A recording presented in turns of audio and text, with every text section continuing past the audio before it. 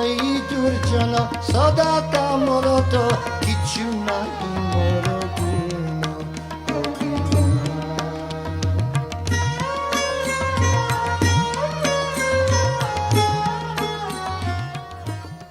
So I remember we were all very excited, and the customs doors were opening and closing, and I remember jumping up as the customs doors opened and closed to try to catch a glimpse of Srila Prabhupada. And I recall my first glimpse of Prabhupada was he was standing very patiently. He had his attaché case in one hand, he had his cane in another, and he had his chadar folded and over his shoulder. And he appeared to be very, very effulgent and very peaceful. And he appeared to be waiting for something. In fact, he was waiting for Bhagavan, who had been held up at immigration. In fact, immigration authorities told him that he could not enter the country because he did not have a visa. They had warned him in Singapore that he would not be able to come into Australia without a valid visa, but somehow they'd let him join the plane in Singapore. Now, Prabhupada was waiting for Bhagavan, and it appeared that Bhagavan, who is Prabhupada's secretary for the trip, or rather servant, it appeared that Bali Madan would not be able to be allowed into the country, Bhagavan. So Bhagavan, he explained to the immigration man that even though he did not have a visa, he was married to an Australian, because in fact Prabhupada had married him to Padmavati in the Cross Maidan Pandal program in Bombay in front of 30,000 people a few days or a few weeks before. He remembered this, and he told the immigration man that even though he didn't have a visa, he was married to an Australian. So the immigration man asked him for his marriage certificate. He told him that he didn't have one, but he did have a photograph of his wedding. So he showed the man the photograph of his wedding, and in the photograph was a picture of Prabhupada performing the wedding ceremony. And the immigration man had noticed when Prabhupada came through, and he was somehow or other moved by seeing Prabhupada. This was the main man in the office. The man at the desk had sent Bhagavan to speak to the head man. So the head man sent Bhagavan back with a stamp in his passport, indefinite stay. So he showed his passport to the man at the desk, who was incredulous, but nevertheless Bhagavan could understand this was Prabhupada's potency, and Bhagavan then was able to come through. So we were waiting for some time. Prabhupada entered the airport terminal. There was a huge kirtan, and it appeared that the whole airport stopped. And Prabhupada attracted a very, very large crowd. There were photographs taken, and it was quite amazing how many people were actually crowded around at the time. Everything appeared to come to a standstill. Of course, Churu had told all the ladies, when Prabhupada comes through, don't scream. And of course, when the Prabhupada came through, all the ladies screamed.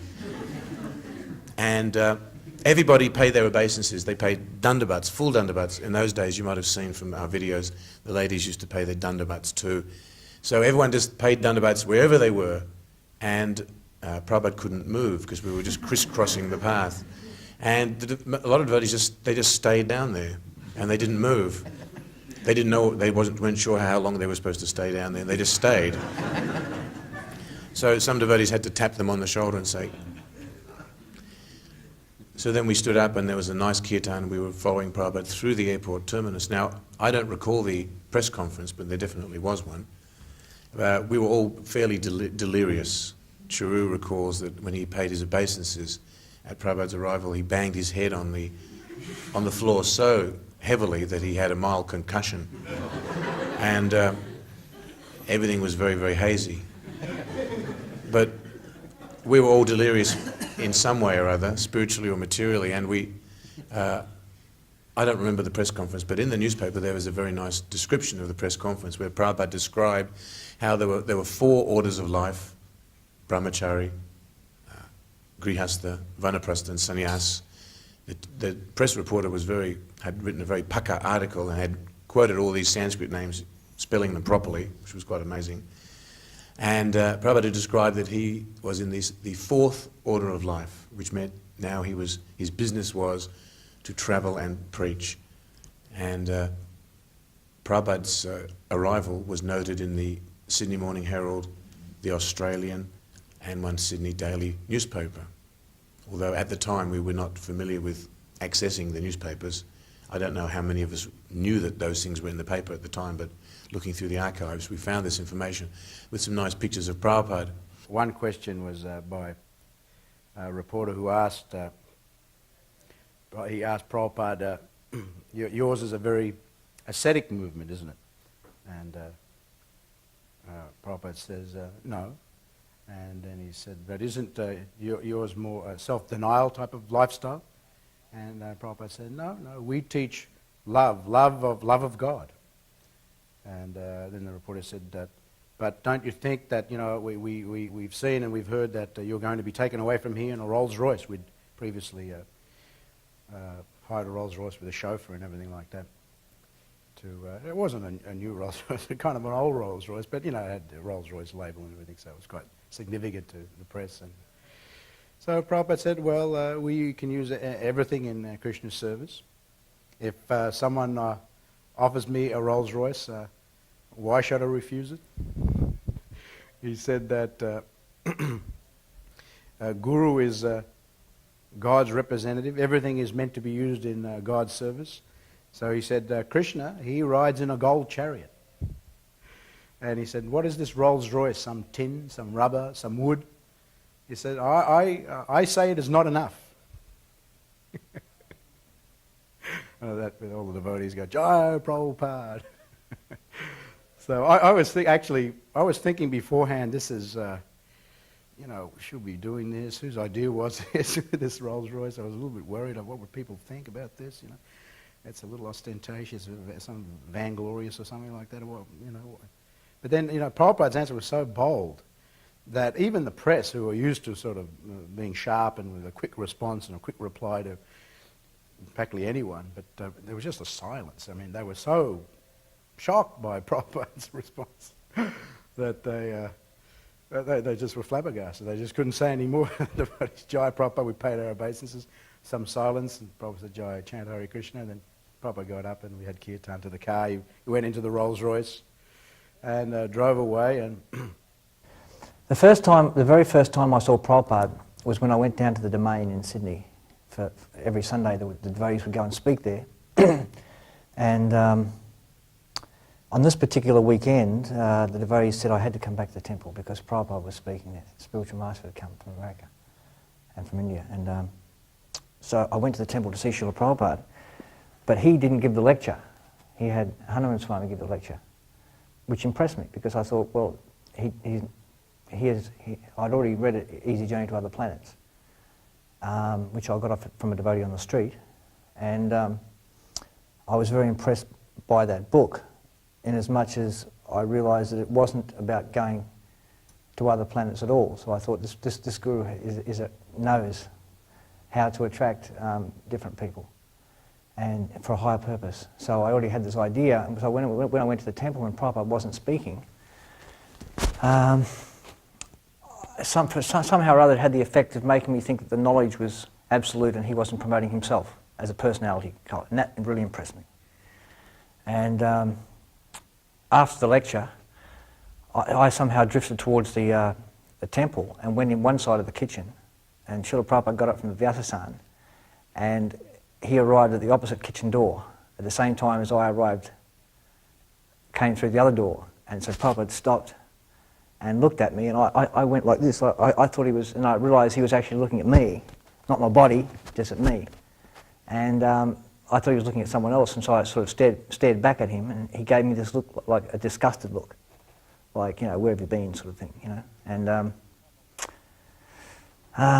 that Prabhupada's eyes riveting me had a very profound effect on me. My husband Ajit, he was from Sweden, and he had written to Srila Prabhupada and asked if he could go and do some service there in his own country. So when Srila Prabhupada actually came to Sydney at Glebe, he called us in and said that he wanted us to go to Sweden, and he he asked about Sweden, what was it like there, and Ajit was telling Srila Prabhupada, and Ajit asked Srila Prabhupada, should we go out on Harinam? Or, Ajit wanted to preach in the universities, and he said, maybe they're not going to look upon us going out in dhotis and everything very well in Sweden, so what should we do, Srila Prabhupada? And Srila Prabhupada said, that's all right, you can wear suit.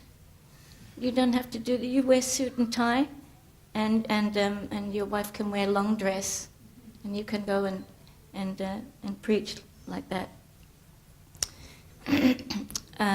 We also asked Srila Prabhupada if we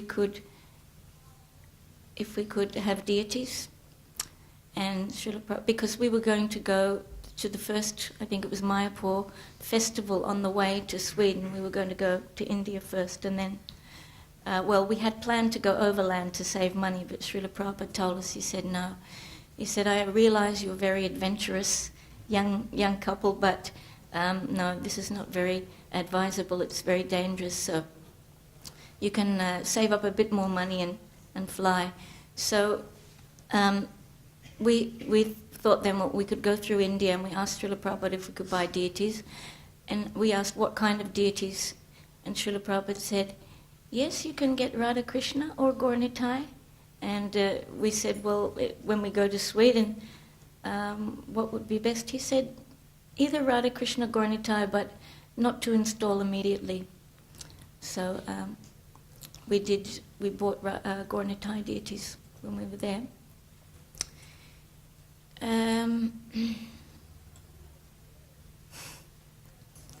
asked you that question. Then Srila Prabhupada, for about 10 minutes, he just sat there and he just looked at both of us. Very, very, just very, very deep. He was thinking. And then he opened his eyes very wide and he looked at me and he said, who do you love more, Krishna or your husband?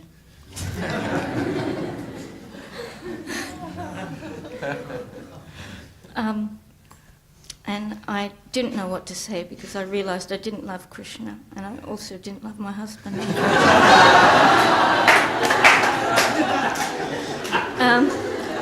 So I just kind of burst into tears. And Srila Prabhupada then had a very, very big grin on his face. So I just couldn't understand Prabhupada's mind, what he was thinking. Anyway, then Srila Prabhupada said, if you go to Sweden and preach on behalf of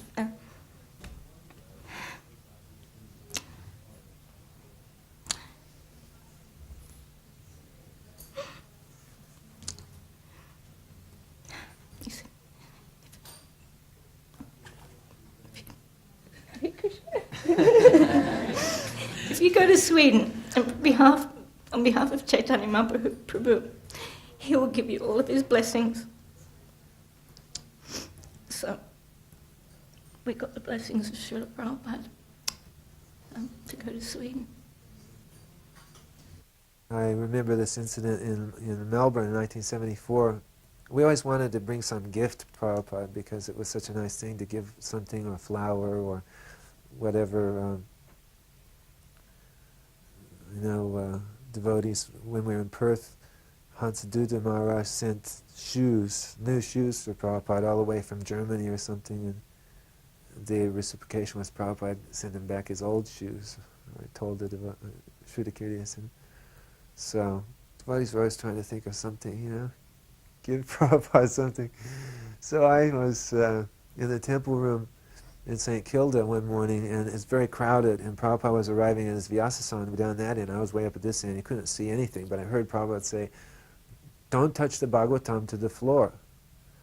So I always pictured in my mind that his servant had maybe bowed down with his Bhagavatam in the hand and touched it to the floor. I was telling him, don't do that. So I thought, well, I had this idea to get a book cover made, and I asked one of the ladies who sewed for the deities to make this cover, and it had jari cloth and tassels and a pink lining from deity cloth remnants. And I thought that'd be a nice gift for Prabhupada. And I also bought some mangoes in town, some really nice peachy pink mangoes, which were out of season and hard to find. And I brought with those in a BTG box. I used to have these BTG boxes after the magazines were distributed. When Mataji had knitted a scarf for Prabhupada, a wool scarf, brown tassels. So when Prabhupada was in his room, he was speaking to pretty much a full room of devotees, serious subject matter. And I came in and I had this box, I sat down, I offered my obeisances, and I was just sitting and listening. And so there was a pause in the conversation, and Prabhupada looked at the box. He said, "So, what is this?" So the thing is, my mood was, I thought, I touched the microphone. The thing is, my mood was, I thought I had some good things for Prabhupada. I'd found some good gifts to give to Prabhupada. So I was, maybe you could say, puffed up. I was thinking, I got some pretty good things to offer here. So Prabhupada said, "So what is this?" And I got out the book cover, and I tried to say that I got in this book cover, it's to the cover of Prabhupada's Bhagavatam, because I heard him say that in the morning that you shouldn't touch it to the floor. And Prabhupada said, "I did not touch my Bhagavatam to the floor." Very serious. He'd be very stern when he was serious. And then I tried to explain repeatedly. I tried to say, "But I meant," or "I mean," or "I meant to say." But every time I said, "I mean," or started to speak, Prabhupada spoke again before me. "I am not keeping my Bhagavatam on the floor." And then I said, "But I meant, I am keeping my Bhagavatam on the shelf or on the table." I'm trying to keep a serious face, but he was very serious. And all the devotees started laughing in the room. They were laughing and laughing. If you hear the tape, you hear them laughing really hard, particularly Charu. And I was like, I was totally embarrassed. I didn't know what to do. The Prabhupada wasn't going to let me explain it, so I just decided, I'm going to just sit here and take this, whatever happens. And Prabhupada said, "That is for you." So now I was like, I didn't think I had many nice gifts now. I was really embarrassed. And so then I pulled out the scarf and was hoping that when something came out of the box, I wasn't going to get something like that as a reaction.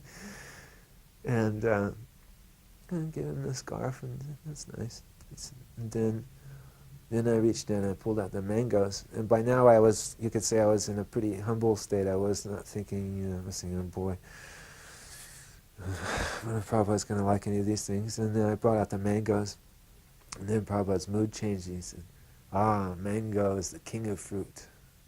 So this is a gift." And he smiled, "This is a gift."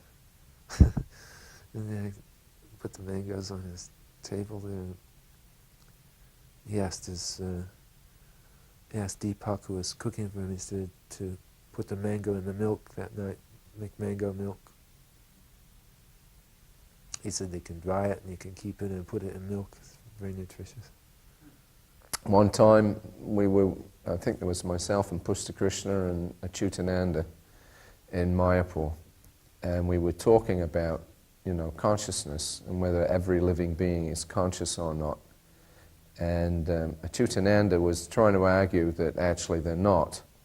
The soul may be there, but the consciousness is not displayed. And he said, if you start thinking that every living being is conscious, then you'll go crazy. Because then you'll think, well, all the atoms in the floor are conscious, so if I tread on the floor it'll hurt them, or if I close the door too hard, they'll all scream or something. So I was not really satisfied with, his reply to that. And so I went straight in to see Srila Prabhupada and I asked him about it. And then Prabhupada was able to immediately point out a verse in the first canto. And then he gave me this example of how You know, there's the skin and the nail. So if you cut the skin, then immediately you're hurt.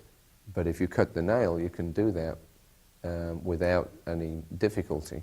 So he gave that as an example of how there are different states coming from the same source, but there are different states, and therefore everything is actually, it's Krishna. Everything is Krishna, but Krishna's energies work in different ways. So matter, spirit is actually the same, it's from the same source, but according to how it's used. So that was one question I was able to get cleared up there. In Bombay, I was cooking Prabhupada's, or cleaning after the breakfast, and I helped Diva Shakti. I made Prabhupada's breakfast, and then I was cleaning up, and that was, it was all, I was trying to do it really quietly, and then Prabhupada was going to take rest after that. For some reason, he was going to take rest, so I took a long time to clean up. I wanted to do it nicely, and then all of a sudden I noticed it was really quiet in his apartment. And it was so quiet, and I thought, gee, it's really quiet, and Prabhupada must be taking rest. So I went to go out of the apartment in Bombay. It was on the 3rd floor, and I was locked in, and I was just totally terrified that I was locked in with Prabhupada, who was a sannyasi, and the servant was gone, and I couldn't get out. And I thought, if Prabhupada wakes up and finds me here after he's taken his rest, I'll be in such big trouble. And I thought, I was like this panic thing, what am I going to do? Eventually I sort of went out onto the balcony and, was waiting for someone to walk by, and I see someone walk by. Help! Can you get someone to let me out? I didn't want to wake Prabhupada up, so I thought, this was the second time that had happened, because when I was in Sydney, I went to clean. They took me over to clean the apartment while Prabhupada went for his morning walk, and so lo and behold, Prabhupada came back untimely quickly. He came back to get something, then he was going back to the temple, so I think it was Vegavan who came in and sort of, what are you doing here? I said, I'm just cleaning, He said, you can't be here, or something he was saying. I didn't know what was going on, and sort of shoveled me behind the door, and said, wait here, Prabhupada's not supposed to see you, he's going to get changed or something. I thought, so I'm standing behind the door like this, and I'm thinking, what do I do now, and I could see Prabhupada was taking his jumper off through the crack. I thought, oh no, I can see him getting chased. And I think, they just left me here like this, And so anyway, all of a sudden the whole fanfare went out through the door and off, and I'm left behind the door, I'm thinking, will I come out? And they just left me there. And I thought, oh well, okay. So I thought, no, so it's just, I have this sort of lead of getting locked in Prabhupada's quarters and, not supposed to be there, and, it's just like the story of, it was hard for women in those days, because it was always like you were never supposed to be anywhere, but at the same time you're supposed to do all these things, And you're always supposed to be invisible, but... So it's really funny. Actually, before, when I heard I had to speak this morning, I have to tell you this one. And Bigger said to me, it's us three, we've got to say something. And I said, oh no, because this morning we were sort of lamenting, we're at the back of the temple again, and you go over and we're so liberated because we've all got one side for the women, one side for here, and here it's really right-wing in Melbourne. We're all down the back. And I said, well, they push us all down the back, and as soon as they need us for something, here we are up the front having to speak again, I thought it was just a really funny thing. And Rookie said, yes, you say that when you get up there. So for Rukmavati, I say that.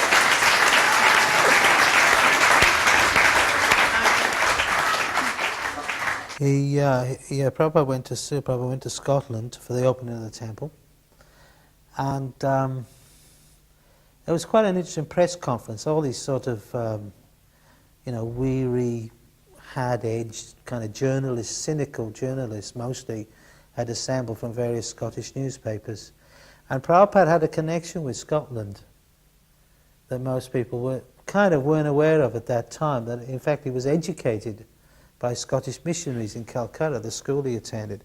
So he knew a bit more about Scottish people in Scotland than we thought he might know.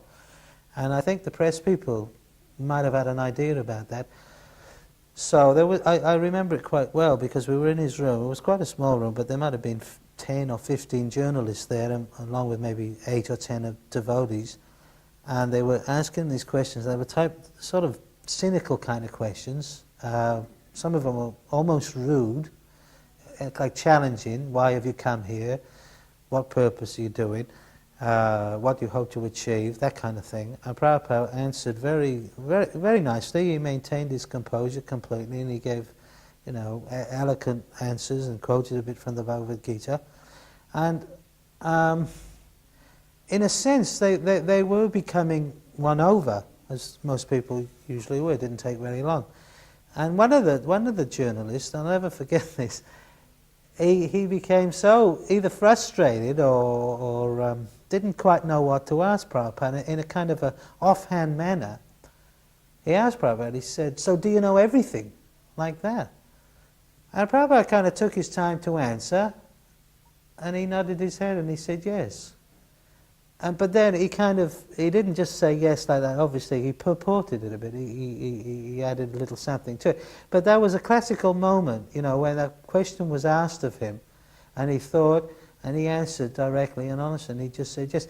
And at that moment, there was like a feeling right throughout the room, amongst the devotees and amongst the journalists, that, perhaps it was true. I mean, and after that, the whole mood changed. They became very light-hearted.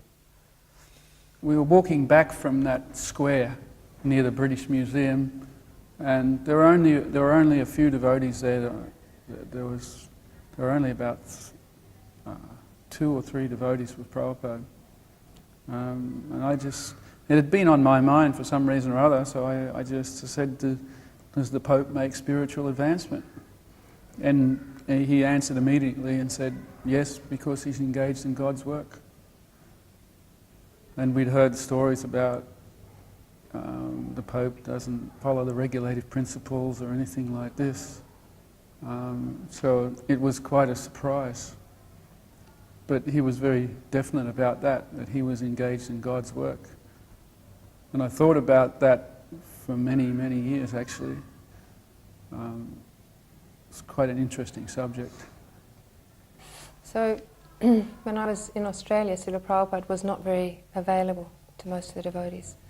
But when I went to Bombay in the beginning of 1974, Prabhupada passed through many, many times. Whenever he was going around the world, he'd come through Bombay to see how the construction was going, and there were so many problems associated with Bombay. So the mood of Srila Prabhupada in Bombay, in India, was very different from when he was in Australia. Even his cloth, he would just wear the loose top and be very relaxed. And devotees could freely access Srila Prabhupada. And every night that Prabhupada was in Bombay, he would have a darshan on his roof. And Prabhupada would go up there, and sometimes he'd go up and there'd be nobody there, just a servant with Prabhupada or someone fanning Prabhupada, or sometimes he'd be sitting alone. And so he'd be chanting, so you could sit and chant with Prabhupada, and any questions you could ask. And then slowly, slowly guests would come, Indian guests and devotees, and it would become quite packed. So that was every day Prabhupada had, this more, there was more freedom with Srila Prabhupada there.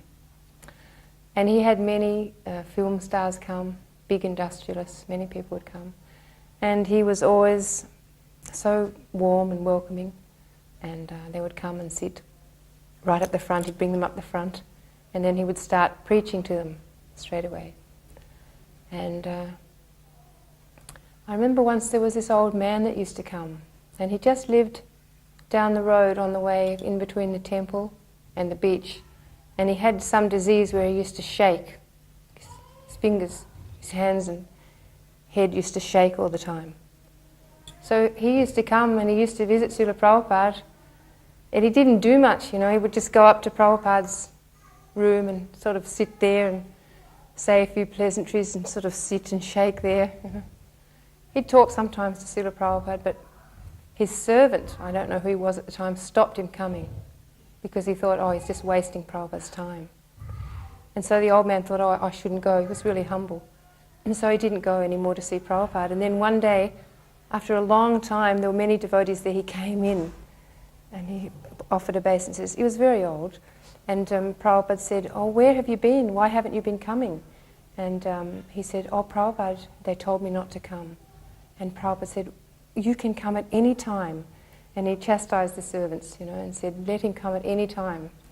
So I thought that was really wonderful of Srila Prabhupada, because his work was so important, his translating work, and there was no immediate benefit that you could see from this old gentleman coming in front of Prabhupada and sitting, taking his time, but Srila Prabhupada was so free, there with his time. Anybody who wanted could go see Prabhupada.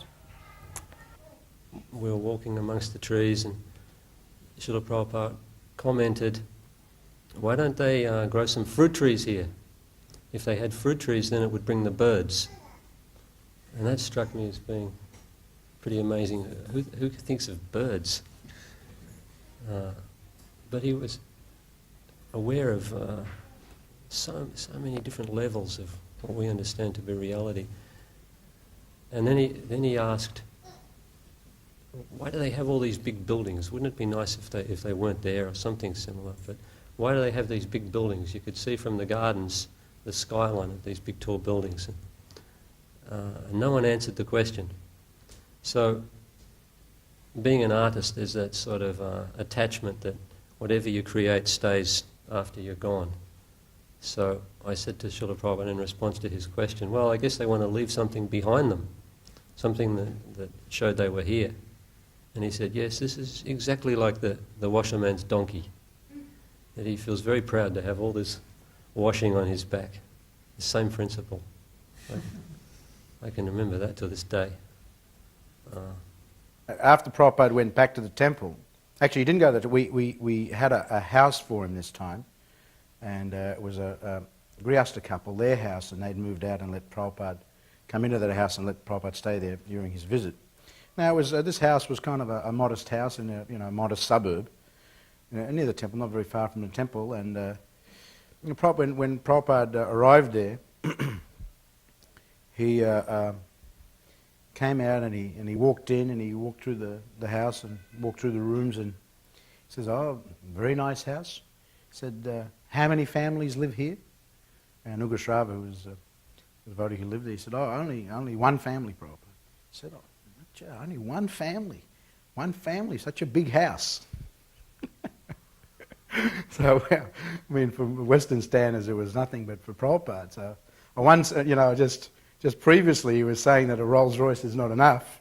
I say Krishna has the golden chariot, and then when we just take him to a modest house, he's saying that, well, it's such a big house. How many families live here? And the next year, I remember that when we first opened our new temple here in Melbourne, that when we brought Prabhupada up the stairs, we just finished renovating everything. The devotees have been working hard for weeks and weeks, and months actually, and we brought Prabhupada upstairs and we showed him his quarters, which were quite well furnished, and parquet floor, and chandeliers, and low desk for Prabhupada's working, and we opened the door, and I think Madhavisa said, "Prabhupada, this is your room." And Prabhupada said, "What, all this for me? This is all mine." And then we took him next door to his bedroom, which was a separate room. And Prabhupada said, "Oh, I have a bedroom also." So, I just... Prabhupada's personality was, materialists generally, they portray a certain type of mood and attitude, and they generally live on that level. And you don't see very many other sides to them. But Prabhupada, and I didn't see that many sides to Prabhupada. I didn't have that much intimate contact with Prabhupada. But the sides I did see to Prabhupada showed that how it was inexplicable on the ordinary level, that in one sense, he's accepting a Rolls Royce, and another he's saying, "Oh, all this is for me." It's something that's a quandary, really. I mean, a materialist couldn't understand it, but we understood it because we were devotees. He was our spiritual master. We understood Prabhupada's transcendental position. So at that time, Prabhupada got out of the car, and Upananda came out, running out of the temple, and paid his obeisances, and Prabhupada patted Upananda on the head very affectionately. And we were having a kirtan. Actually, I was getting out the car. There was a group of devotees having a kirtan on the sidewalk. The front door of the temple had blown closed, So Prabhupada reached to open the front door of the temple and it was locked from the inside. At that time, my mother and father had invited them. Apparently, there was some mix-up in the recollections, but I think before we went to the airport, there must have been some prior notification that Prabhupada was coming, but I think it was rather muddled. But I think at least we'd had the opportunity to invite some press to the temple. And somehow or other I'd also invited my parents to come. So when Prabhupada went to open the door, it was closed. My father was feeling very embarrassed about being seen with the Hare Krishnas on the street. And him and my mother were there only under duress. I'm surprised that they even came, but they came, and my father pulled open the little curtain and he saw Prabhupada trying to get in. So my father opened the door, and as Prabhupada went in the door, Prabhupada nodded at my father to say thank you. And then Prabhupada sat down on a very small Vyasasana, looked around the room at all the devotees present. At that time, there were a few guests. One of those guests was Bhakta Arthur. He's not here to recall this incident, but Bhakta Arthur recalls. Bhakta Arthur was a boxer for the South Sydney Leagues Club, and he was a pretty tough guy, and he was a carpet layer, and he had a carpet laying business. He was a pretty tough sort of guy. And Prabhupada looked around the room, and then his eyes stopped and looked at Arthur. So Arthur thought, well, I'm going to look back. So Arthur was looking at Prabhupada in the eye, and Prabhupada was looking at Bhakta Arthur. And Bhakta Arthur recalled that he was looking and looking and looking, and it got to the point Prabhupada's gaze was so intense that he had to eventually look away. But he recalls that gaze of Prabhupada, and it was a look of it was an affectionate but a very grave glance at the same time.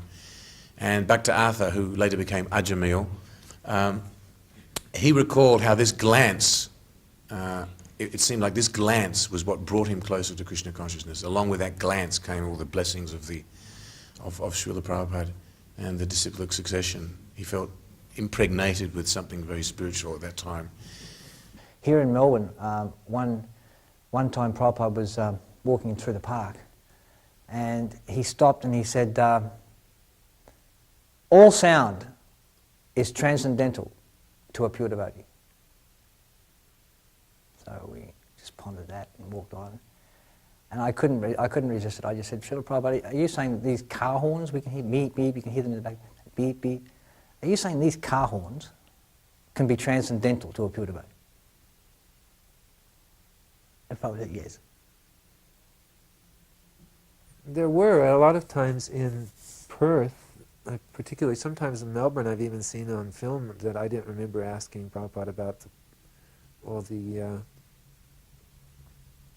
one case I was trying to understand the 8,400,000 species of life, and I asked Prabhupada, are those 8 million animal forms and human 400,000 human, are they on this planet, or are they divided by countries? Does it mean the Chinese, the Japanese, the Americans? Something like that. And Prabhupada said, no, you're thinking of this planet, but the Srimad Bhagavatam is speaking of the entire universe, the whole universe. Prabhupada liked to walk out in the open, and especially here in Melbourne, and Melbourne and also Sydney. He liked to go to parks a lot, and we took him to the botanical gardens here in Melbourne, which are quite famous. He thought that actually he made a statement that the botanical garden in Melbourne is better than New York Central Park. So and he very much liked it. And I was quite amazed that when Prabhupada walked through the park, he knew a lot of things that would seem a person in his position perhaps wouldn't bother even speaking about, like what the names of the trees were. And Prabhupada would walk, and he'd say, "This is a such and such tree," and then he said, "Go and have a look." Because in the park, all the trees had little kind of name tags. So he'd send someone over, and then the devotee would come over, and he quite it was in Latin. They'd have the Latin name there, and he said, "What is that?" And he said, "Such and such in Latin."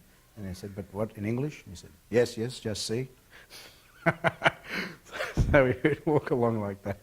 And that kind of surprised me. Oh, Prabhupada, he knows all these things. He knew about trees, he knew about flowers. You know, he very much appreciated the beauty of the park. Also, I remember another time when we were walking, we were walking, it was early in the morning, I guess it was about 6 o'clock, and Prabhupada saw that Prabhupada saw that even at 6 o'clock there was heavy traffic going into the city, because these gardens were really close to the city. There was heavy traffic going into the city. And Prabhupada said, what is this traffic? And someone said, oh, they're all going to work, Prabhupada. And Prabhupada said, he stopped and he was silent, and he just said, they are working so hard. And I could see his eye was a little moist, you know, just the stage before a tear would come. He felt, you could feel that he felt so much compassion for these people that he was concerned that they were, even early in the morning at 6 o'clock, they were racing and rushing into work. He said they are working so hard. And then another time, I think it was that same morning, he saw that some of the businessmen were driving their cars and then parking them right out at the Botanical Gardens, which was about 3 or 4 kilometres from the city. So he was asking, what are they doing? And someone explained that, Prabhupada, they park their cars here so that they can avoid paying parking fees in the city. And Prabhupada said, just see. He said, then he gave a story, he said, a man can ride in a big carriage, but he can't afford to feed the horses.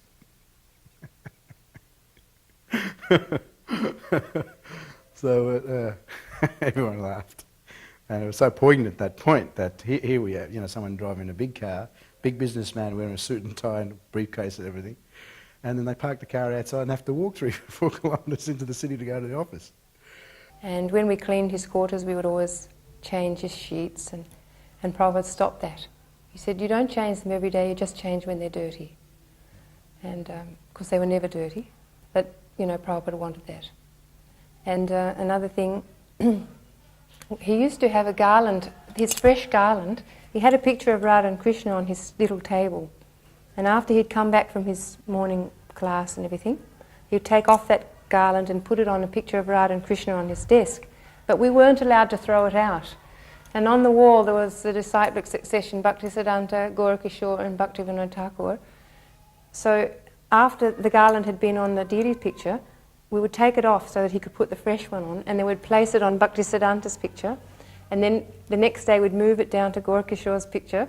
We'd be moving them all along, and then down to Bhaktivinoda Thakur's picture, and finally we could take it as prasadam.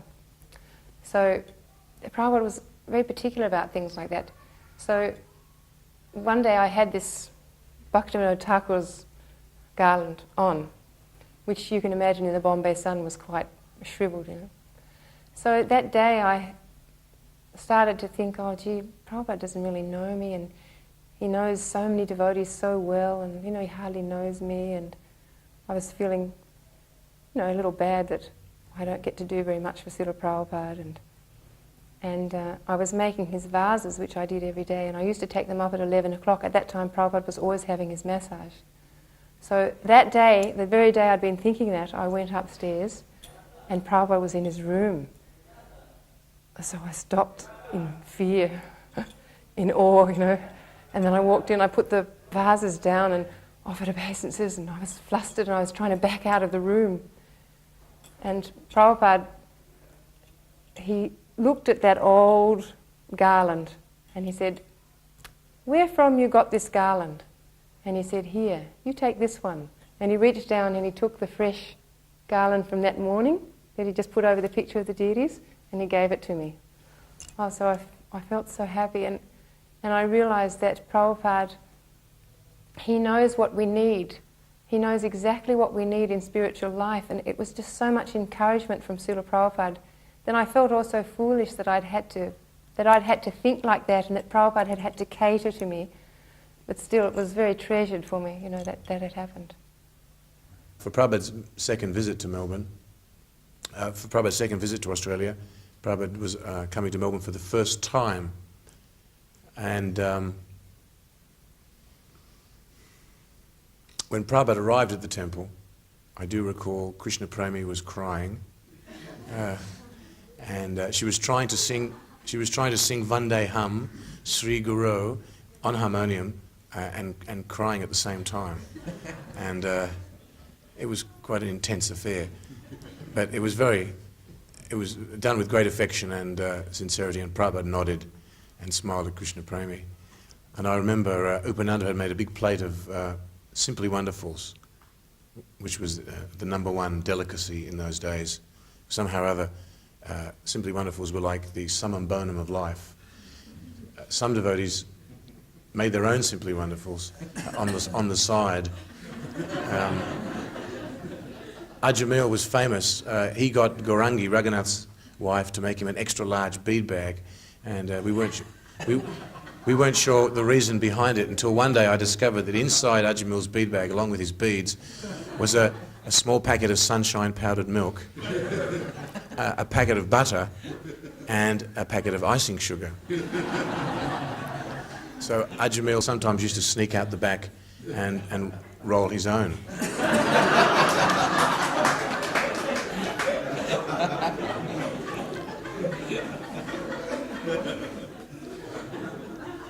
So we were very addicted to Simply Wonderfuls, and Upananda had made these Simply Wonderfuls, and he offered a plate to Srila Prabhupada, and Prabhupada, I don't think he took any, but he nodded, and then he made a gesture to distribute the Simply Wonderfuls to everyone. I was very much into rules and regulations. I was very pedantic in those days, and probably the best man for being the temple commander, although I must have offended probably every devotee in Australia. But all I could think of was at the time when the Simply Wonderfuls were coming around, I was thinking, but we just read in the Nectar of Devotion a couple of days ago that we shouldn't eat in front of the deity. So I was thinking maybe this is an offence. But I saw everyone else eat their Simply Wonderfuls, and I was very perplexed. I was thinking perhaps we're all committing a great offence here. But in fact, of course, taking prasadam from Srila Prabhupada is beyond any rules and regulations. I remember one thing that he said really affected me. He asked Upendra, are you studying my books? And Upendra said, yes, Prabhupada, I read your books every day. And Prabhupada thumped the desk. You read my books, but I said, do you study my books? And Prabhupada was emphatic. He said, you must know the meaning of every word. If you learn a verse, don't just learn the verse, like you must know the meaning of every word. He was very emphatic, like study. The difference between studying and reading. So I took a little bit to heart at the time. I know Prabhupada wasn't very keen on our men making movies. You know, there was a discussion that Gyanagamya had with him in Iran in August of '76, and he was very keen on that at that time of making a big commercial, full-scale movie. You know, the millions of dollars thing. And he had this idea that somehow or another it would popularize the movement. His idea was to show some scenario where the devotees were involved and people could see how we lived and get an appreciation from that. Prabhupada dismissed it. Gyanagamya brought up 5 or 6 different angles. He was desperately trying to get a yes from Prabhupada, but Prabhupada would not give him an endorsement for it at all. And he said, for the kind of money that you're spending, this was one of the arguments that he used. He said, the kind of money that you would spend on that, he said, how many books could you distribute? He said, and I have personal experience anyway, expending so much money and getting practically no result. He said, when I first went to New York, he said, then I put an ad classified in the New York Times. So he said, at that time it cost me so much money, I had practically nothing. For one small ad, it ran for 1 or 2 days or something. He said, I got 3 responses, and none of them bought my books. So he said, I have personal experience. This is, a waste of time. Well, I mean, as far as movies go as well, because in India, you can make movies about Krishna. And they've done it very often. But, they always want to focus in on Krishna's 10th canto, Gopi Leelas and things like this. So I remember when we were in Bhubaneswar, this was in late January and very early February of '77. So this movie maker came. 2 or 3 of them came. And they explained to Srila Prabhupada that we're making a movie. We want to popularize Krishna's pastimes. Now Hare Krishna is becoming very popular, and we want that everybody should know about Krishna, and we want to show Krishna's Vrindavan pastimes. And so, we'd like, you are the guru of the Hare Krishna movement, so we would like to get your blessings for making this movie, and we'd also like to just put a little mention of our humble thanks, for the work that you've done in popularizing Krishna's pastimes on the movie. So Prabhupada immediately, told them no. He said, why do you want to immediately jump to Krishna's 10th canto pastimes? So they were saying, but Swamiji, everybody in India is a Krishna Bhakta. And Prabhupada told him, he said, nobody will understand. You'll show them and they'll take it as some mythology. Krishna killing the Trinavata whirlwind or whatever. He said, then they'll all think it's simply mythology. So then they said, oh, but Swamiji, everybody in India, they're all Krishna Bhaktas. So the evening before, Prabhupada had a conversation with a man who had asked him, actually, who is Krishna? Prabhupada was shocked. He's an Indian man, supposed to be educated, asking who is Krishna, and he chastised him like anything. He was in a darshan. And Prabhupada said, you're born in India, you do not know who is Krishna? And then when he had given his evening lecture, he brought it up in the lecture also, that, here we are in Punya Bhumi, in Bharata Bhumi, and now people are so degraded that they're asking who is Krishna. So now this film man came a day or 2 later, and he said, oh, but Swamiji, everybody's a Krishna Bhakta. Prabhupada said, you say that they're Krishna Bhaktas, but he is asking who is Krishna. So he said, why don't you make a movie of the first canto? You show that first, and then progress. You go progressively through the Bhagavatam, and then you can do the 10th canto. But of course, they wanted the 10th canto, Krishna with the gopis and this and that. But Prabhupada would not give them an endorsement, because they were simply trying to, capitalize on Prabhupada's popularity. Oh, this movie is approved by Bhaktivedanta Swami. But Prabhupada would not give him an approval. And after about half an hour, again, they brought up various arguments. Prabhupada would not budge an inch on it. He refused. He said, if you make one of the first canto, then we'll see. At different times we were playing the materialist in the morning walks, and then some time would pass. So at one point, Ganesh Prabhu, he posed a question, but it wasn't in a context where one could see that this was posing as materialist. And he was just asked, he said, Srila Prabhupada, if the Bhagavad Gita is 5,000 years old, and Prabhupada said, what? Bhagavad Gita is not 5,000 years old. Have you read Bhagavad Gita? He says, yes, a little. Then you should know. You're a student of Bhagavad Gita, and you think it was written 5,000 years ago? And he started to walk. He said, millions of years. Bhagavad Gita, he began to explain. They stopped and said, you should know. He was getting really heavily chastised. But then I said, maybe he was posing as a materialist, Prabhupada. Prabhupada said, even so, one should know Bhagavad Gita was not written 5,000 years ago. Now, another time I remember going for a morning walk was where Prabhupada, we were walking, and actually Prabhupada used to walk, and he would exchange greetings even with karmis. Someone would walk and someone would say hello, and sometimes he would just say hello, or he would say good morning. Well, other times he would say Hare Krishna. One time I remember a group of joggers jogged through. It was about half a dozen, maybe they were some club, part of some club or something. They were jogging through, and after they jogged through, making very loud kind of sound, stomping with their sand shoes and breathing heavily. And Prabhupada stopped and he turned around to all of us. He said, they are thinking by this exercise, they are increasing their life. But they do not know that with every breath, one only has a certain number of breaths in the life. Because they're exercising very hard and breathing more rapidly, actually they're decreasing their life. So they are thinking with exercise they are increasing, but actually they are decreasing.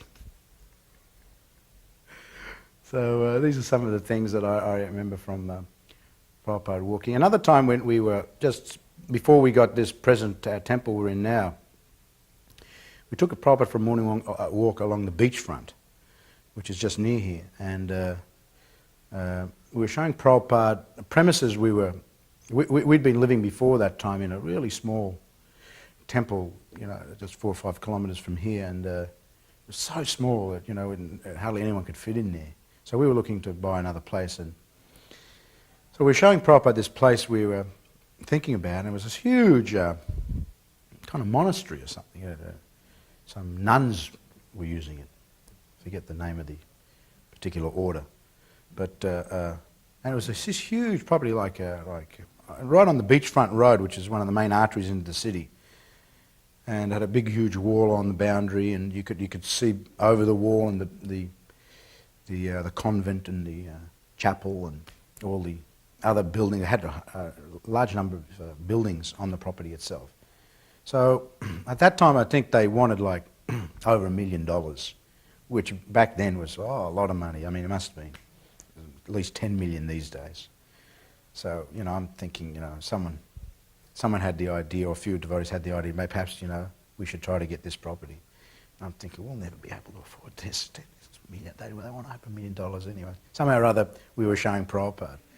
So we were going on the morning walk, and I think Madhavisa and someone else, they were talking about the Prabhupada was asking questions, and Witten and Madhavisa said, we're thinking of buying this property, Prabhupada. Prabhupada said, he stopped. He was silent. Then he started walking again, Hare Krishna.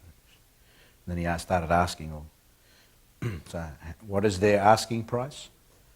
Everyone stopped. They want over $1 million. I thought that when Prabhupada heard that, he would say, no possibility of getting this property, but he was very serious.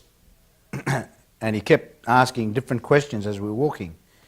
So I could see from that, I learned from that nothing was outside of the scope of Prabhupada's plan. And we didn't know how, we didn't have any money, not that type of money anyway, but Prabhupada was serious. And later on he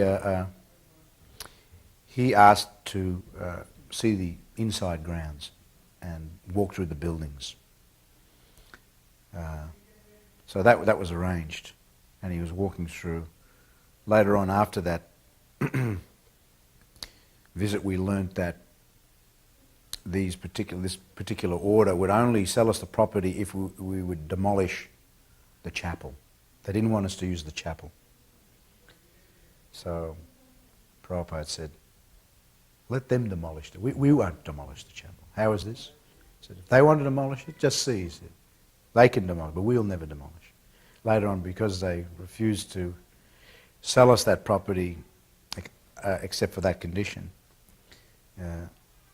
we informed Prabhupada this was after he'd left, we informed Prabhupada that it was not possible really to get that property.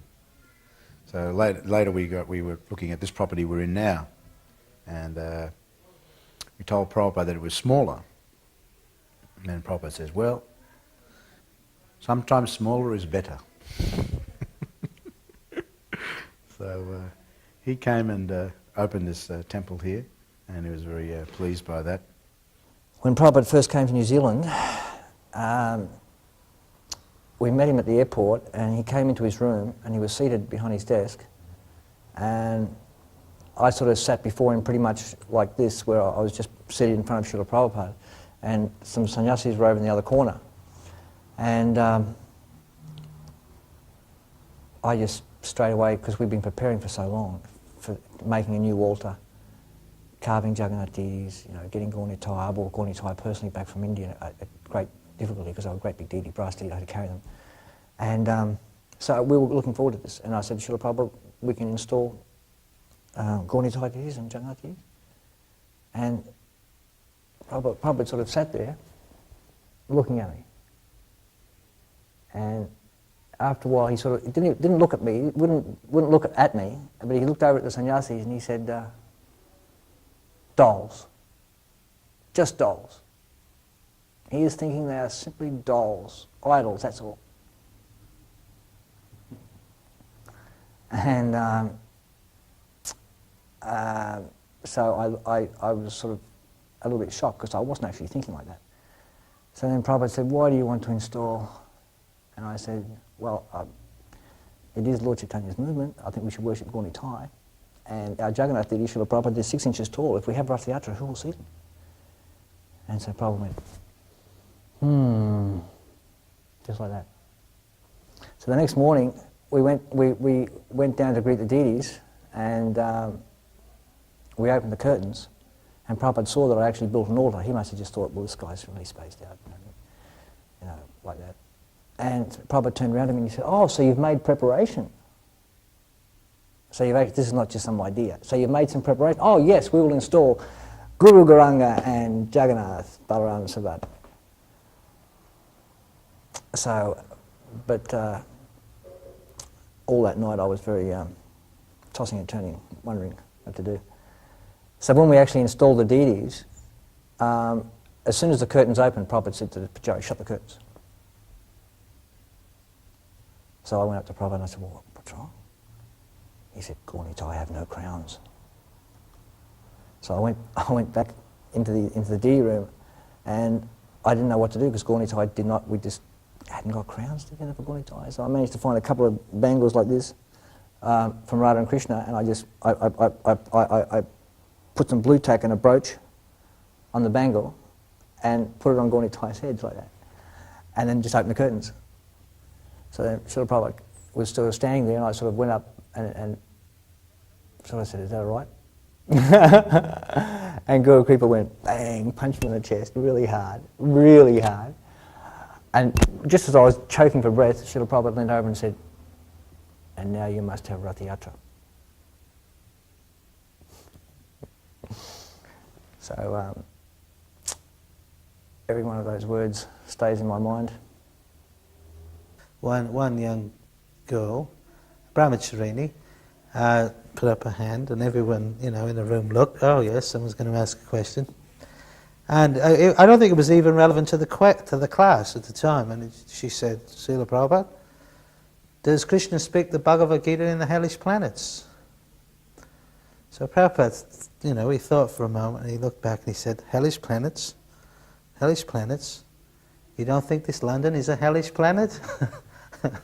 And so everybody thought that was quite funny. I mean, it was quite funny. It was an excellent way of answering the question, because it answered the question, but also enlightened us to think that, what is our position? Yeah, so that's one question that sticks in my mind. Of course, another time we refer to England as a green hell.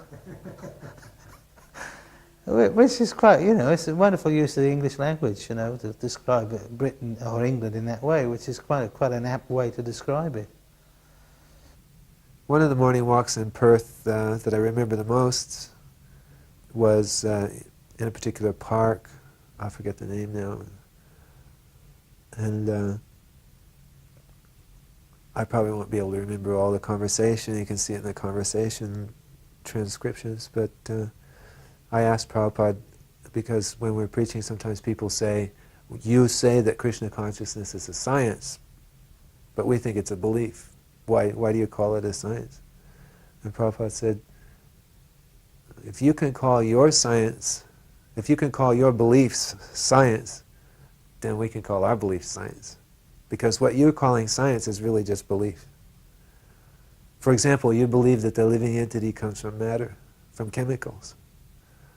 But where's the evidence? Where's the example of a living entity coming from matter, from chemicals? So it's simply a belief, and you're calling it science. So if you call your belief science, then we can call our belief science. But it went on. It was a very interesting conversation. I asked Prabhupada a couple of instructions. Oh, actually, Prabhupada told me I used to dress Radha Rasabihari, and I had put a red Ramanuja type tilak thing inside Krishna's tilak. And Prabhupada sent a message, you never to put anything in Krishna's tilak like that. Krishna's tilak should always be clear. And then another time I asked him about spices because he'd restricted spicing. And I asked him, well, can't we even use mustard seeds? He said, look, it's just cumin seed and hing. It's sufficient actually for the deities.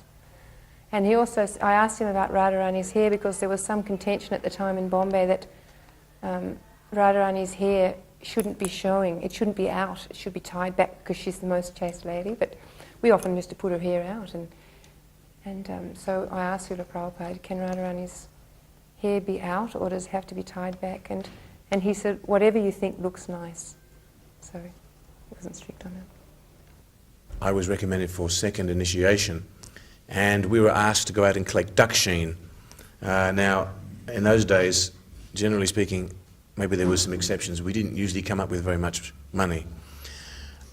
We used to go, I remember going along Burnett Street, knocking on the door of terraced houses and apartments and telling people that tomorrow I'm going to be initiated by a bona fide spiritual master.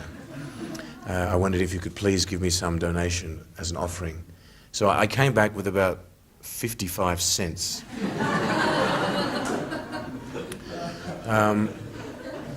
I put it on a saucer and I brought it in with me. I remember Jagatarini also recalls collecting not much more than that.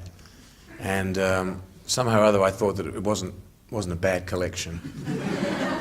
But anyway, I tried pretty hard. Prabhupada, when I came in the room, Prabhupada was lying on a chaise longue.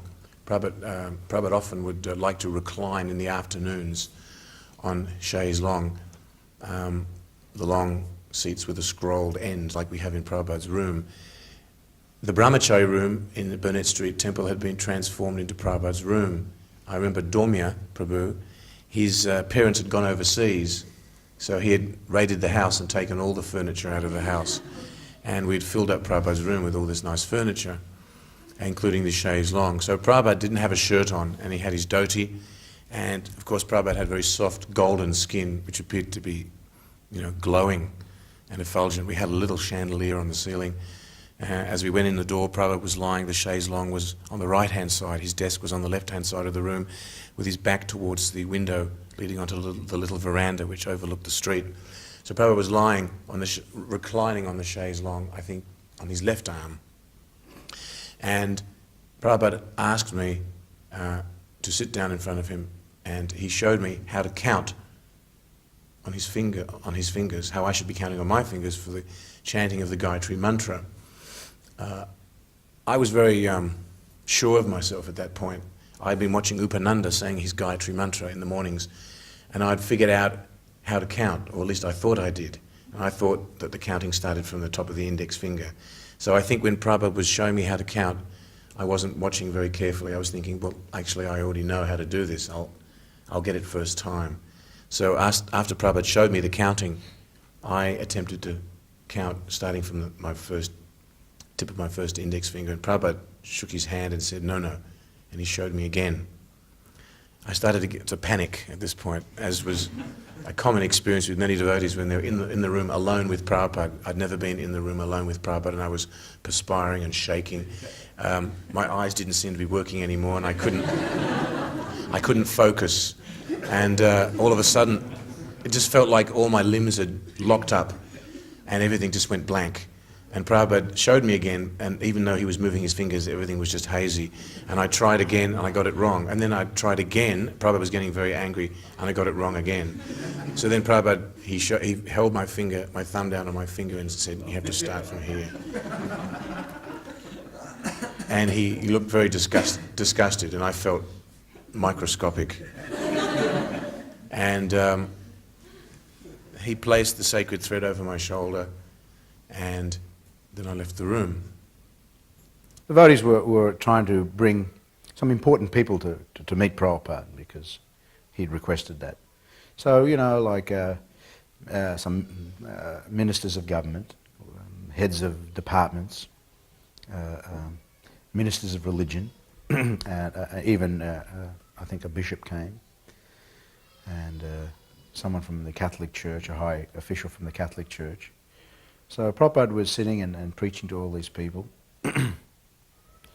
And then someone brought in a gentleman, and he came into the room. I don't know, someone announced he's such and such, and gave his title. And he sat down, and Prabhupada looked up. He was behind his desk. And he said, "So," he said, "you have any questions?" So this man, I was looking at him, and this man, he's just sitting there, and he was wide-eyed, like that. He looked a little unstable, actually, to me. He looked wide. He didn't say anything. He was just silent. And Prabhupada just began preaching to him. He didn't wait for any reply. I mean, the man was silent. He didn't say anything. So he probably just started preaching, about not the body, very kind of basic, or part and parcel of God. Name of God is Krishna. And he went on and on and on and on. Long time. And the gentleman was just sitting there, didn't say anything. And then at the end, he had that man had that same expression. His face is wide-eyed, just looking at Prabhupada like this. And then Prabhupada stopped and he said, "So, give him some prasadam." So some devotee gave him had some fruit or something on a plate. They thanked him for coming. He still didn't say anything. The whole time he didn't say anything. And then they let him outside.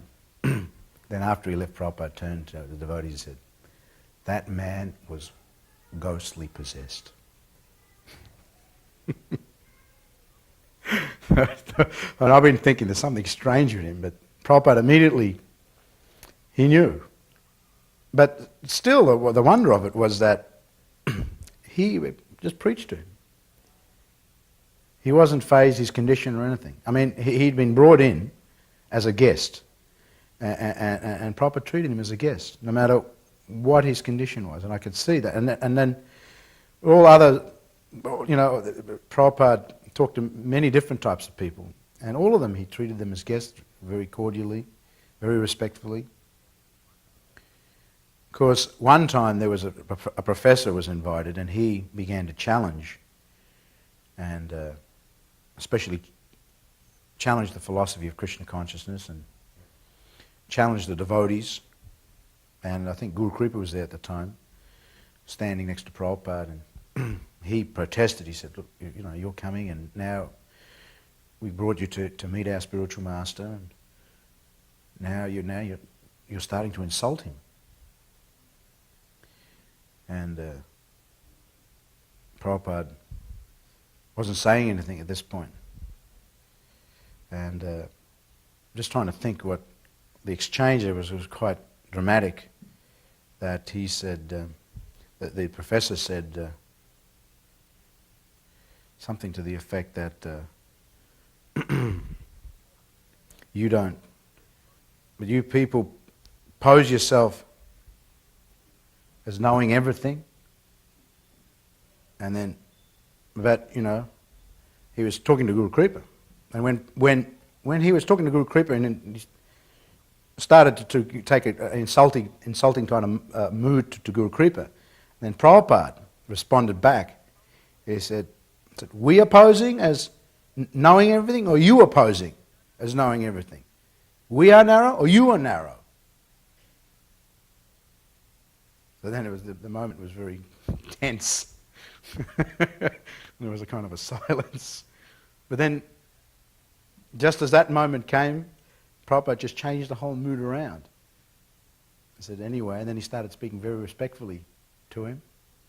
And then by the end of the discussion, this man went away, very grateful that he came. Although in the beginning, obviously, he'd come to sort of challenge, and he was a bit agitated by the devotees, and I think that was his mood when he initially came, to actually challenge Prabhupada. But Prabhupada was so expert that he just changed his whole mood around. He defeated his challenge, and simultaneously, this man went away respectful to Prabhupada. Incredible. One day, Ganesh Prabhu, who was in Perth also, he brought his mother and his sister to meet Prabhupada. and his mother's Hebrew, and she was feeling defensive, that this is a confrontation. You're saying your religion is the truth, so that means you're saying mine's not the truth. And Prabhupada was reassuring her by saying, it doesn't matter whether one's Hebrew or Christian or Hindu or Jew. If one knows God and loves God, then that is the truth or the proper path. But still she was saying defensive things. And again he said, it doesn't matter, Hebrew, Hindu, Christian, Jew. If you know God and you love God, then that is the truth, that is the path, or something like that. So then she became at ease, and she was comfortable. She didn't feel challenged. She let her defenses down. And then Prabhupada, he had this certain mood. When he was in a certain mood, his eyes would be very soft, and he was very humble, and he said, so, can you tell me who God is? And then she turned all red, and she looked down, and it's like, oh, couldn't say anything about that. And then her daughter, Ganesha's sister, said, God is love, or something like that. But then she realized that she was defensive, and Prabhupada sort of disarmed her defense, and then he just very humbly asked if she knew who God was. Because that was the point. If you know God, if you love God, then that's the truth. So do you know God? She didn't know anything. And then Prabhupada began to explain that Krishna, who Krishna is, that he's Bhagavan, that he has unlimited beauty, unlimited wealth, unlimited strength, unlimited fame, unlimited renunciation. Advaitam achutam alhadi malantarupam. He's the original person, and from him unlimited other forms of himself arise, and that he is eternally young, although he's the oldest. Adyan Purana Purusham Navayovanam Cha. He is the oldest of all. He's the original person, but he's eternally young. He never grows old. So then he was just telling her who God is. That was very nice to see the way Prabhupada dealt with her feelings, and then just told her who Krishna was in such a way that she could listen. I particularly remember that he mentioned on one show, there was some kind of Christian minister that was going around and really heavily criticizing us, and he was being invited to different talk shows. So he was criticizing us how we worship this man, this mythological man who had sex with 16,000 wives, and he was trying to make out that actually the whole basis of our movement is immorality. It's a typical kind of thing that people think that Krishna is an ordinary man and that he's immoral. And so Prabhupada then very nicely, very strongly, but very expertly explained how sex desire is there originally in the spiritual world. And for Krishna, sex is not bad. He's God. He enjoys everything. So why only 16,000? He can enjoy 16 million. And for him it is not bad. But he said, for you, it is bad. He said, you cannot have sex. And, attacking. This was Prabhupada's method. He would cut them down and give, real philosophical reasons, but really punch them home as well. It was very strong. So he explained there that how, the Adi ras, that's the original form of sex desire, the original rases that Krishna has in the spiritual world. But in the material world, when they imitate Krishna, then it becomes the most degraded. So for Krishna, what is the most highest activity, when it's reflected pervertedly in the material world, it becomes the very lowest and the most degraded. And so that was one point anyway that he explained there. Prabhupada, someone said the Namhat know the whole 5th chapter of the Bhagavad Gita. So Prabhupada says, so? He wanted to impress his life members. And suddenly the whole Namhat turned around and it was just me. I was the end of the room. So I go, Yoga Yukto Vishuddhatma Vijitatma Jitendriya Sarvabhutatma Bhutatma Kurvanapina Lipite. It was the first sloka out of the 5th chapter I could think of. And it sounded so lilting and sort of, the tune sounded so bad And, but the life member, to sort of ease the embarrassment, said, very nice melody. And Prabhupada said, yes, very nice melody, thank you very much, sit down. But I was supposed to chant the whole 5th chapter, or the whole Nam Hut was, and we didn't do it. Prabhupada was very merciful, very tolerant. And one other time it was Govardhan Puja, and Vishalini came. And she learnt all the lines for Krishna, and she dressed herself up in a dhoti, and she put blue, and she learnt the lines so nicely, and she spoke it all so enthusiastically that after the play, Srila Prabhupada got up off his Vyasasana and he walked around to her, and he took his garland off and put his garland on Vishalini, and he folded his hands like that and bent down and did pranams to Vishalini. So he really appreciated what she had done. I was on Sankirtan actually, in plainclothes, doing plainclothes Sankirtan. I came back and there was this kind of big crowd had assembled, and we used to do Sankirtan. We had a centre downtown. We would come back for lunch and things like that. And a couple of doors up from our place, I noticed there was smoke coming out of this building, flames were coming out, and there were some women, you know, screaming out, help, help. And one of them, I think, was on the ledge or something like that. Apparently the fire had come up the stairwell and blocked their exit. And they were up on a 3rd floor. So myself and I think Yasso, another devotee, we were both out and saying, we came back, we were looking up, and these girls, they were just young girls actually, they were just like 19 or 20, they were screaming, help, help us. The fire brigade hadn't arrived. We must have just, we came back just at that time when it was all happening. And the fire brigade hadn't arrived yet. So they were screaming, it's coming up the stair, it's coming closer, like that. So I was looking at Yasso, he's looking at me, and we ran back to the shop, and I said, and in the shop, all the preparations were going on for the Rath Yatra parade. There was all sorts of things all over the floor, and the Manajis were working on the canopy for the Rath cart, putting on the finishing touches, and I think Yasso said, quick, give us that canopy. Right, and we got this huge canopy, you know, the Rath Yatra cart canopy that covers the top part of the cart. So we got it, and we took it out in the street, and we spread it out. And we got a bunch of karmis. I guess there was like half a dozen devotees came out, and a whole bunch of karmis were there, and we spread it out all over real tight, and it went out round.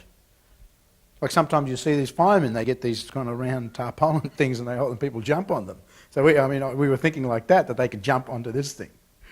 So we held it out and we stretched it right out, and then we all jump, jump. So the girls, I didn't want to jump, you know. I mean, obviously it was a long way from up there to down there onto this thing. They didn't know what to make of it. Jump, jump, jump.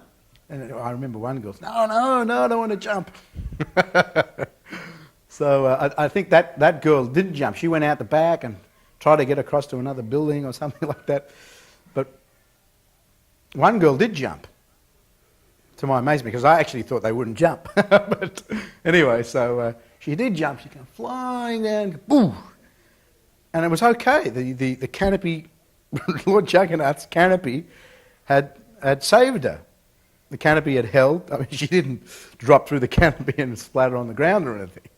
So, you know, all the devotees, Haribo! And all the karmis, you know, they, hey! Like this, you know. And then, now I think there was one or two, a couple jumped. And then somehow the press had arrived already by that stage. They were taking photos. The fire brigade arrived just after that, and I think anyone else who was left in the building, they got out. But later that night, it was reported to Prabhupada. And the next day, that story made the front page of practically all the papers here in Melbourne, and actually even in other cities, and it got into the front page of one national paper. And it said, Hare Krishna's saved women from blazing inferno, words to that effect. So Prabhupada was very happy. He was very happy when he actually told the devotees to get all the clips and save the clips. He wanted a copy of those clips, and he wanted to take them with him. And he said, this is very good. This is very good for our reputation. So it was an interesting story that I remember. And again, also, you know, when we got to Mayapur in 77, that was just before Prabhupada got his real, you know, that really bad sickness which eventually led to his disappearance. we had been down to Bhubaneswar, and then we came up to Calcutta to stay for a month or so. And one man came from Mahesh Pandit's Samadhi, and he was a pujari there, like the Saivite, and he wanted Srila Prabhupada to come and do a program there. We knew it was going to be very small, you know, what we would kind of consider a rinky-dink little affair, you know. We knew it. And but Prabhupada immediately agreed to the man's request. He had come during the massage and spoke in Bengali. So Prabhupada agreed, and then he went away. But I couldn't speak Bengali, but I knew what was going on. So then I was kind of unhappy because I knew how weak Prabhupada was by that time. And in fact, when we first arrived in Mayapur, one morning on the balcony after breakfast, Prabhupada was looking out over the fields, and then he turned to me and he said, "Never in my life have I felt as weak as I do now." But then he added, he said, "But still I would like to finish this Bhagavatam." And I had seen evidences of Prabhupada's decrease in general health and fitness. Several times I had to literally pick him up when he had collapsed on staircases. So anyway, I was just very concerned. So when this man came, I really didn't want Prabhupada to go. And so I asked him, kind of a little complainingly, I guess, "Srila Prabhupada, why do you have to go?" He said, No, he's asked, I must go. He said, "It's preaching." So I said, "But Prabhupada, there's so many sannyasis here, they can all do the program." He said, "No, he wants me to go, I must go." So, because I was a bit upset by it, then Prabhupada said, just like, that story in the Krishna book about Pradyumna, he was injured on the battlefield, and so when he was taken, then immediately he went back to fight, even though he was injured. So he said that was his duty. So then I said, but Srila Prabhupada, it was his charioteer's duty to take him off the battlefield when he was sick. So then Prabhupada said, yes, and it was his duty to immediately return and fight. So he defeated me, So that, again, it was his determination, and we did do that program. Prabhupada just simply wanted to encourage the man, and we went and we did that program. And I remember that it was, there was like a pandal, a stage, and there was some really rickety steps, about 4 or 5 steps leading up to the stage. So when Prabhupada approached that to go up, he didn't ask for help or anything, and he immediately, started stepping up one by one. And by that time, I was already aware of how weak he was, so I was standing on the step below him. As he went up one step, I went up one step, and I had my hands out like this, just in case anything happened. And Prabhupada was actually pushing himself up the steps with his cane. He had so little strength in his legs, so he put one foot up, and then to get the other one up, he would actually push himself up with his cane. So when he got to the second to top step, he was straining like anything, and then all of a sudden, his strength went, and he just collapsed. But I was right behind him, stood on the lower step, and I just caught him, and I just, had to literally carry him up to the top and put him on the stage. And I put him up there, Prabhupada just, walked over to his seat and sat down like nothing had happened. So, Prabhupada literally sacrificed his life for us. There's no question of it. I saw it. He just wore his body out. If Prabhupada, if there was a cause for Prabhupada's disappearance, like a cause of death, the Kamis are always fond of identifying the cause of death. You could just say that Prabhupada wore his body out in the service of mankind. That was the cause of his death. Krishna Kirtana Ganana Tanapano Premamritam Manidhi